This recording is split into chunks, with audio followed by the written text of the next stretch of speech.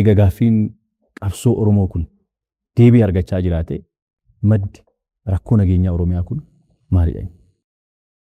Maddoonni bu'uura rakkoo nageenyaa naannoo keenyatti akka waliigalaa Itoophiyaattis mul'achaa jiru. Yoo fudhatte sababa garaagaraa ni qabaata. Sababni tokkoffaa amala ce'umsa siyaasa gara dimokiraasiitti godhamutu amala akkasii qaba. Siyaasa ukkaamamee humnaan bulaa ture dimokiraatessuudhaaf gaafa bantu amala akkasii of keessaa qaba. Hunduu humni wal qixxaataa qaba jedhee waan amanuuf humnaan fedhii isaa raawwachuuf, humnaan aangoo qabachuuf, humnaan waan barbaadu gochuu akka danda'u amanuudhaan xiqqoo wal sukkumuun wal jeequun seenaa Itoophiyaa keessattis seenaa addunyaa keessattis waan beekamudha. Ce'umsumti gara dimokiraasii godhamu. Sirni bitikittaa Itoophiyaa keessa ture waa'ee dimokiraasii shaakaluuf qophaa'an turreen beekama. Ukkaamsee humnaan bitaa ture. Humni sun hafee miidiyaan babal'atee abbaan barbaade kan barbaadu dubbatatee jiraachuun gaafa jalqabamu wanti haaraa kan shaakalamu dhuma jiraataa jechuudha. Political liberalization jedhu wal faranjii. Political liberalization amala akkasii qaba. Jalqaba irratti amala akkasii qabaatu malee xiqqoo ol sukkumee booddee immoo gara diyaaloogiitti, gara mariitti, gara tasgabbaa'ee dubbachuutti immoo ce'uunsaa nafu. Bara darbee ka'umsa garaagaraa irraa ka'uudhaan humnaan waan barbaade raawwachuu nan danda'a humni jedhu hundi amma tokko noo qoratte deebii argatta. Fakkeenya shaneen maaliin dhukomachaa ture? Shaneen kan dhukomatu humni kun hariiroo sabaaf sablammii wajjin godhee kaayyoo ganamaa gaaffii Oromoo dagatee ganee irraanfatee aangoo ofiif qabachaa jiraadha. Kaleessa. Kanaaf furmaanni maayin qabsaa'ee lolee moo'een injifannoo ani jedhu sana fiizuu nan danda'a jedhee amanaa ture kaleessa. Harroo qofaan danda'u warran jibbu sanaa wajjiniin, warran kaleessa komachaa ture wajjiniin, warra kaleessa na bite, warra kaleessa na hidhe wajjiniin hariiroo uummadhu malee mootummaa kan hin danda'u jedhee amanee jira. Amanee maal godhe? Warra shanee naannoo Amaaraa jiru, warra shanee naannoo Tigraay jiru wajjiniin hariiroo uummachaa jira jechuudha. Warri shanee naannoo Amaaraa jiran kaleessa maal jechaa turan? Shaneenii Oromiyaa keessatti Amaara ajjeesaa jira, Amaara dararaa jira. Shanee irraa uummata keenya tiksaan jirtanii. Shanee rukutaadha gaaffii ture miti. Isaaf qabsaa'aa turan. Ammoo qofaa keenya mootummaa kana waa gochuu hin dandeenyu hariiroo shanee wajjin uummanni malee jechaa jiru. Wayyaanee noo kaleessa. Ana malee namni waraana beeku hin jiru. Ana malee biyya bulchuu kan beeku hin jiru. Ana malee kan injifatu hin jiru. Qofaa koo rukutee hunda ishee xaxadhageen aangoo deeffadhaa jechaa turte. Harroo qofaan danda'u shanee malee. Qofaan danda'u shanee warra naannoo sadii jiru malee jechaa kun maal agarsiisa? Humni kun adeemsa keessatti dadhabaa, xiqqaachaa, humni mootummaa cimaa ta'uusa amanaa, waliin malee qofaan dandeenyu jechaa jiru. Kanaan dhaabbatan hin dhaabbanne warra alaas affeeranii jiru. Warra alaa wajjinoo ala jechuun Eertiraa duwwaadha, ala jechuun warra Sudaan duwwaadha. Kanaanuu hin geenye humna biraa barbaaddachaa jiru. Kun maal agarsiisa? Ce'umsi gara sirna dimokiraasiitti godhamu kun sukkummaa of keessatti godhuudha qabu. Fixachaa dhufee humni mootummaa cimee humni warra kaanii xixiqqaachaa dhufee waliin ta'uudhaan humni wal qixxeessuudhaaf yaalii godhaa akka jiran agarsiisa. Inni kunis hin ta'u. Inni kunis hin ta'u akkuma barame injifannoon kanuma keenyaa ta'a maaliif gaaffiin keenya sirrii waan ta'eef. Isa adeemsa keessa ilaalla rakkoon hin jiru. Diyaaloogii booddee garuu akkuma booranni bilisummaan seeraa seerri nageenya jedhe sanatti rule of law political liberalization gara diyaaloogiitti guddata. Diyaaloogiin immoo gara rule of law olaantummaa seeraatti guddata. Olaantummaa seeraa guutummaatti mirkaneessuuf seerri sun bocamuu tumamuu kan qabu immoo mariidhaan. Amma mariin godhamaa jira.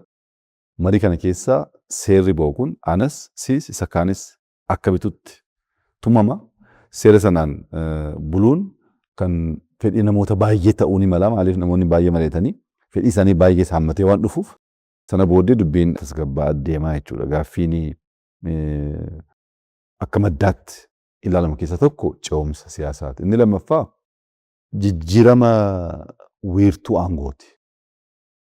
Jijjiirama wiirtuu aangoo gaafa jennu mura xiqqoo kalee nu bitaa ture irraa gara hunda hammachuutti, hunda hirmaachisuutti ce'amu fedhiitu wal dhibaa.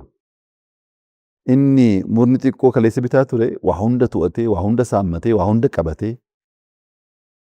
ana kan bitu ana akka barbaade kan godhu jedhee kan amanaa jiru suni akkasitti immoo hin danda'amu hunda hammatteeti malee ati tokkoffaa taate inni kaan lammaffaa ta'e ati abbaa taate inni kaan aggaar jedhame lammaffaa jedhame akkasitti hin ta'u. Namni sabaaf sablammiin guutuu walqixxummaadhaan sirna dimokiraatawaa ijaaruu qabu gaafa jettu rakkoon uumamu jira maaliif bu'aa waan ta'eef. Bu'aatu hafe lafa Oromoo akka barbaade saammachuun gaafa hafu bu'aan sun gaafa tuqamu akkasumaan callisee namni seeraan bulee olaantummaa seeraa kabaja jiraata jechuu miti. Kun adeemsa keessatti cabaa sirraa adeemu malee. Inni sadaffaa dubbii ijoo akka bu'uuraatti ilaaluu qabna jedhee yaadu keessa tokko seenes araaramuu hin dandeenyetu Itoophiyaa keessa ture. Seenes hin araaramne gaafa isin jedhu tokko fedhiinsa, kaayyoonsa, amallisaa gosa tokkeedha. Amantaa tokko, afaan tokko, jecha tokko. Kanaan amana. Teessisiin poolitikaa biyya kanaa kana gosa tokkeedha. Waa hunda wal fakkeessuu. Garaagarummaa jiru hammachuu imbirees gochuuf qophaa ta'uu dhiisuu. Kun sirrii miti. Mirga sabaaf sablammii hin cunqursaa. Kun sirrii miti. Fedhii keenya waliin hin adeemu jedhanii moorii qabsaa'anii teessisii kanaaf antii teessiin jala fidan maayini fottoquudha. Inni kun waa hunda wal fakkeessee waa hunda walitti qabee gosa tokkee gochuu barbaada. Inni kun immoo fiixeetti ba'ee moggaatti ba'ee fottoquu barbaada. Kun teessiidha. Kun antii teessiidha. Inni keenya inni haaraa maayin sabdaneessummaadha. Yookaan sintasisidha. Teessisiin kun nu balleesseera. Antii teessiin kun eessaa nu hin ga'u. Sintasii jechuun kana lamaan kan gidduutti araarsee waan fooyya'aa qabatee kan adeemu jechuudha. Yaada sadaffaa jechuudha. Kun maa inni gosa tokkummaanis hin ta'u. Amantaan garaagarummaan jira. Afaan garaagarummaan jira. Aadaan garaagarummaan jira. Daangaan tokko haa ta'u malee seenaa waliin haa qabaannu malee garaagarummaan waan jiruuf gosa tokkeen awutomaatikaalii filannoo ta'uu hin danda'u jechuudha. Abbaa biyyaa taanee biyyaaf dhiignee biyya ijaarree hundee taanee haphee taanee akka xiqqootti gaafii fottoquu kaasuunis sirrii miti. Nun midaalu innis dogongoraa jenneerra. Maaltu taare dimokiraasummaa sabaaf sablammii hammatu hunda ofitti qabee hundi amma humna isaa akka hojjechaa adeemu kan godhudha. Kana keessatti fakkii tokkoon sii kaasa. Bara Addawaayeen biyya bulchuutti akkuma beekamu yaadni seerri jalqaba kan tumamu kan murtaa'u paartii irratti. Gareen siyaasaa taa'ee mari'atee waa murteessaa mootummaan immoo murteessan raawwata. Kana malli jiru. Gareen siyaasaa mari'atee murteessu TPLF dhaaba naannoo Amaaraa, Dhaadiyoo, dhaaba naannoo Kibbaati. Dhaabni kun arfan hojii raawwachiistuu sagalee sagal qabu. Warri lakkoofsaan xiqqoo ta'anii naannoo Tigraay irra dhufan suni paarlaamaa keessatti sagalee qixxee qabaachuu hin danda'ani. Maaliif paarlaamaan namni kan filatamu akka baay'ina isaati. Garuu murtee paarlaamaa duratti sagalee sagal qabaatanii Oromoon qixxee sagalee qabaatanii murteessan immoo raawwadhuu siin jedhu. Paarlaamaa keessatti bal'inni jiru gatiin qabu jechuudha. Murtiin kan murtaa'u paartii irratti waan ta'eef. Amma kun hin ta'u. Akkuma paarlaamaatti murteen garaagaraa paartiidhaan waan murtaa'uuf lakkoofsi paartii keessatti qabnu akkuma paarlaamaatti akka baay'ina keenya akka gahee keenyaa ta'uu qaba. Gaafa jettu warri kaleessa sagalee sagalsee wajjin qixxee qaban akkasuma simachuu danda'u hin danda'an hin fudhatanii kan hardidaniin. Amma hojii raawwachiistuu badhaadhinaa fudhatte akkuma baay'ina uummata keenya garaagarummaa qaba. Lakkoofsi Oromoo akka hojii raawwachiistuutti jiru lakkoofsa sabaaf sablammii warra biraa wajjiniin walqixxee miti. Walqixxee ta'uus hin qabu dimokiraasummaan akkasii waan hin jirreef. Amma gahee kee, amma dandeettii kee, amma hirmaannaa kee, amma gumaacha kee ta'uu qaba. Kun gaafa ta'utti warri kanaan dura kanan barre gammachuudhaan fudhatu. Warri kanaan dura hirmaachuu, sagalee baasuu, murteessuu hin dandeenye dimokiraasummaa waan ta'eef hin gammadu. Warri kaleessa olaantummaadhaan jiraachaa ture. Warri kaleessa seeraan alatti sagalee qixxee uummata dachaa meeqa isaan caalu wajjiniin murteessaa turan immoo hin jaallatan. Amaluma namaati kun an tokkoffaadha itti gaafa laaltu warra lammaffaa hojii walqixxummaa hin jibbitaa jechuudha. Inni arfaffaa fedhii diinaa tarsiimoo Itoophiyaa diiguu, Itoophiyaa bittinneessuu, Itoophiyaa dadhabsiisuu. Warri barbaadan kuni waggaa 50 60 dhibboo deemte jiru ammas jiru. Jarri kun immoo keessatti gaafa xiqqoo dubbiin siyaasaa babal'achaa deemu, walqooduun babal'achaa deemu itti daamanii waa daddabalanii babal'isuu jechuudha. Fedhiin kunis jira. Amalli ce'umsaa jira. Akkuma silasii kaasee. Jijjiiramni weertuu aangoo jira. Humna kee, gahee kee, baay'ina kee alatti isa shaakalaa turte dhabuun barbaaddu. Seenessi immoo jira gostokkee foxxa'uu kan jedhu jira. Fedhiin diinaa jira. Kan dhumaa kan ta'uu danda'u maa inni fedhii qaxxaamuraan aangoo qabachuu barbaadutti. Waan tokko gaafa uumamu achi keessa dabalatee akkatu aangoo argachuu ijaaramtee miti, jaarmiyaadhaan miti, yaadaan miti.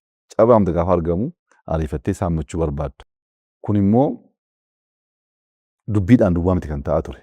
Seenaa Itoophiyaa keessatti ammas kan ta'aa ture. Aadaa siyaasaa qawwee gargaaramtee, meeshaa gargaaramtee, humna ijaarrattee, ajjeestee, dhiigaan aangoo qabachuu yaaluudha. Kun amala aadaa biyya kana keessatti guddachaa dhufe dhaabbachuu qabu, dhaabbachuu hin dandeenyedha.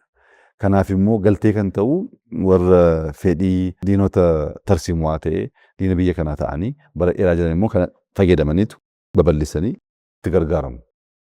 Haalli jijjiiramni sirna dimokiraasiitti dhufaa jiru kunis immoo gumaacha mataasaa qaba. Akka waliigalaa kun walitti dhaameetu nageenyi biyya kana waggoottan darbaniif rakkoo garaagaraa keessa darbee jira. Baroota dhufan keessatti uummanni keenya haala hubatee jira, humni keenya cimaa jira, diinonni keenya ifatti fedhii isaanii ibsaa jiru, hariiroon isaanii mul'achaa jira. Kun hin cabaa. Nageenyi amansiisaa ta'e, nageenyi uummata tasgabbeessee gara hojiitti ceessuu danda'u dhufaa adeemaa amantaa jedhuun qaba.